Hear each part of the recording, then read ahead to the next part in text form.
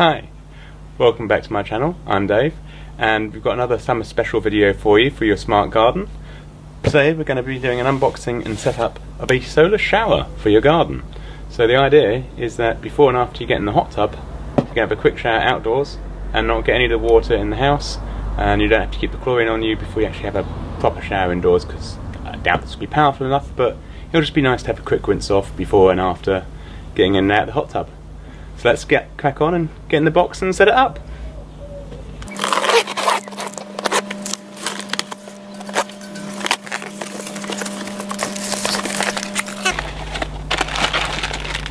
Mounting bolts to go into a concrete tile and the tap.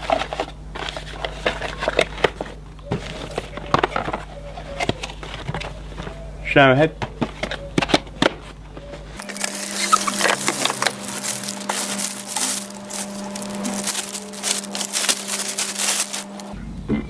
That's the base part. You've got the bracket to mount it to a concrete tile.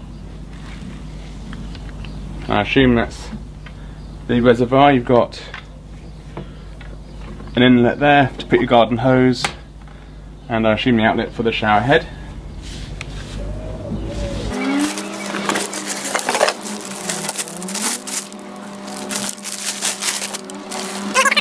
And that'll be the top part where the shower head will attach to there. You've got a hollow chamber going all the way through the top and bottom of them, so obviously that's going to be the water reservoir. I'll now get the drill ready to mount the base to a concrete slab, which I've already got, and we'll show that being done in a second. What we need to do next is we'll just need to mark and drill the 4 holes here, and then we can take this away, drill it, and then mount it in place. Obviously you don't want to drill it whilst it's here because we could damage this, so just get a pencil and just give it a quick mark. Okay, first of all what we're going to do is we're going to take a tape measure and draw a diagonal and another diagonal, like so. And what that does is it gives us a nice cross here, so you know the centre of the tile, and when we line it up we should be able to get the 4 holes evenly around there, so we've got the most strength in our concrete tile and it will look nice and central. Okay, I did draw a cross on the bottom to try and find dead centre, but the way in which the base is a rectangle rather than a square doesn't mean it can actually line up with the guidelines I just put down, but it gave me a close approximate, which I was then able to use tape measure and just measure from each corner of the base to the edge of the tiles, like so, and then I was able to work out that I've now got it pretty much dead centre. So I'm going to now mark the holes and then drill and screw in the base unit.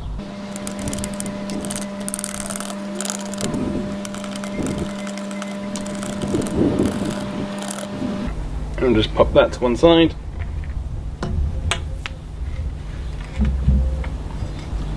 And I'll get the drill. Okay, I've got my hammer action drill, set it to hammer, and I've got the largest bit that I've got for masonry work, and hopefully that will be big enough. Also remember to wear your safety goggles, especially when drilling into that stone or concrete, because you don't want any of that dust or chips to get into your eyes.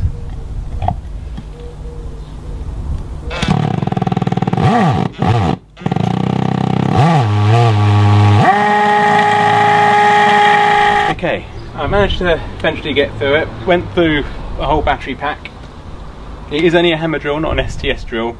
If you do have an STS drill, I definitely recommend using one of those. In fact, I'm probably going to get myself one for future products if I'm going to go through more concrete slabs like this. Also, do wear a breathing mask as well. It does kick up quite a lot of dust, which you shouldn't be breathing in. I only just did it as the intro so I could talk to you whilst I started, and when I went off camera, put it on and did it safely. Now we've got to knock these into the concrete, hopefully without breaking it. I may have to go and get a large drill bit if these don't go quite in, so we'll give it a go. Okay, welcome back. I've had to go and get some new drill bits because the ones I had wore out because they're cheap and nasty, and got myself a new 14 mil and a 12 mil masonry bit the SDS style. I know I haven't got an SDS style drill, but it still fits the chuck and worked a treat.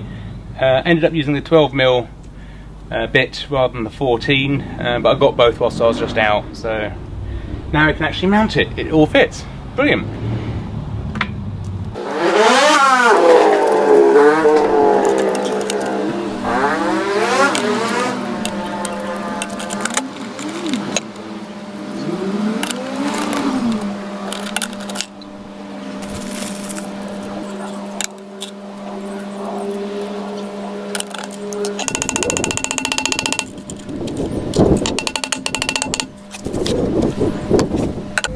Okay, now I've got them in. The reason why I put the bolts in when hammering at home is so that we don't fold over the top of the nut, and was able to drive the whole thing into the concrete, but also leaving a part of the sleeve in here, so that this is actually stable, even without doing the bolts up or even taking the bolts completely out. It still actually just stayed in place.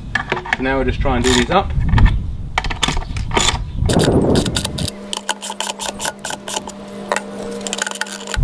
Okay, whilst I was doing it, I managed to shear off one of the bolts.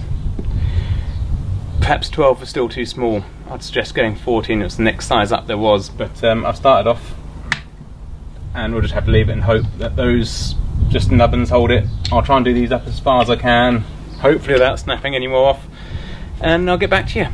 Right, I've done the up as far as I'd like without stressing them. What I have to do is just pack these with washers. Either I should have made bigger holes look bigger, or made sure that the metal part went all the way into the concrete, which would have then been the difference of that gap. That could well be the idea.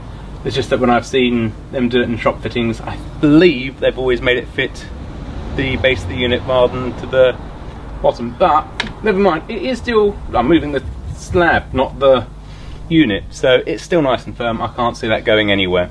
So I'm just going to get the top and whack that. Okay, first of all we get the washer. There's the side with the grooves and a flat side. I'll put the flat side down. Take the top unit.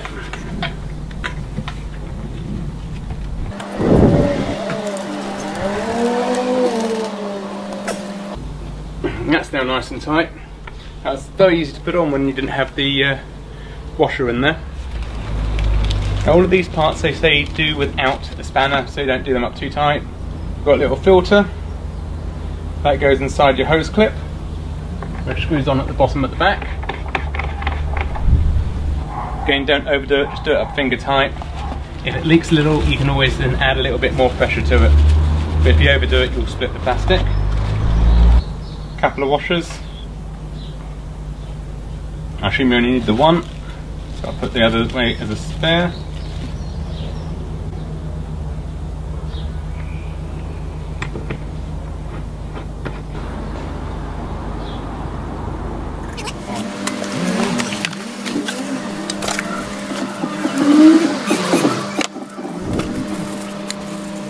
No mention of this whatsoever in the instructions.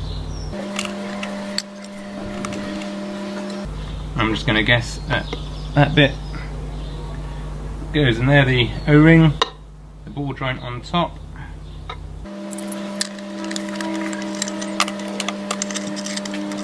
Careful not to cross the thread. And then the idea is that you can actually give that a bit of an angle, but that's not mentioned anywhere in the instructions.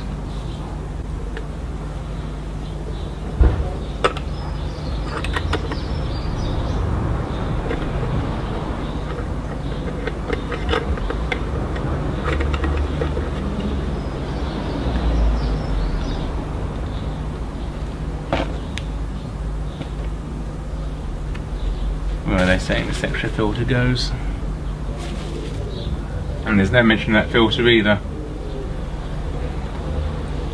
One will assume the filter is going to go there.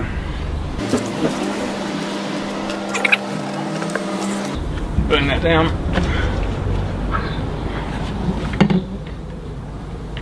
I pop the filter and the washer in there, and then do this bit up.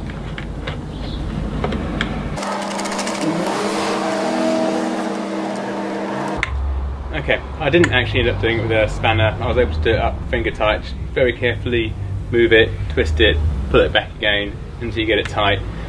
Plus, when I tried putting a spanner on there, it actually didn't fix. My spanner's quite chunky.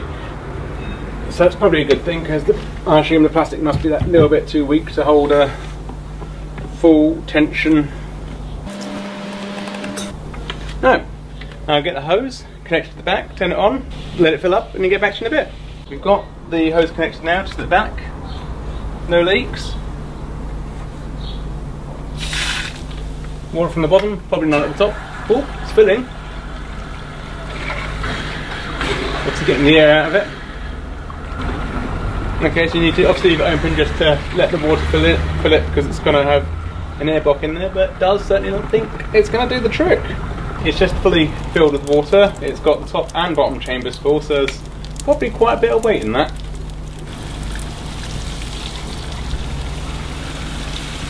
So you've got your hot water, mixed and cold.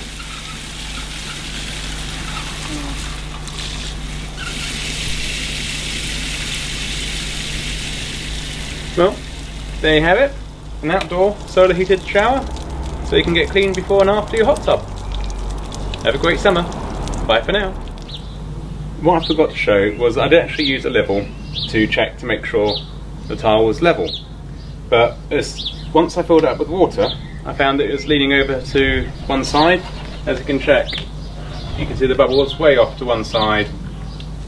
Front back, it's a little bit out, but not too bad.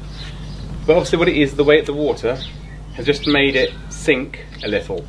So what I'm going to do is empty it of water, move the tile up, and pack the side that it's low on until it becomes back up level again. And I may have to do this several times because obviously I can't compact it too heavily. I haven't got a heavy compactor, so it might just be put a bit of soil under there, put it back on, fill it with water, let it settle.